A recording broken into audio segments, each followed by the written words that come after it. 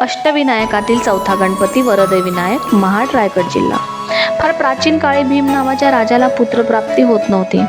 मग त्यांना विश्वामित्र ऋषींनी एकाक्षर मंत्र दिला व त्यांनी त्या मंत्राचा जप आपल्या राणी समवेत अरण्यात जाऊन केला.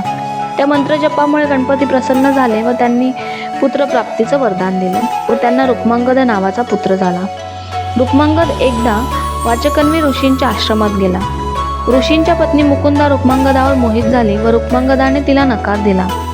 त्यामुळे तिने त्याला कुष्ठरोगाचा शाप दिला व त्यानंतर रुक्मांगदाने गणपतीची आराधना करून रोगमुक्ती मिळवली.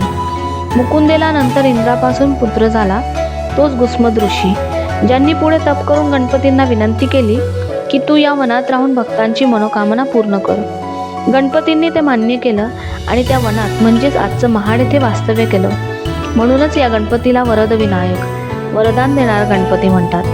या कथेतून आपणाला शिकवण मिळते की श्रद्धेनं केलेली भक्ती वरदान देते, तर मोह व चुकीच्या वर्तनातून दुःख व अपयश जन्म घेतं.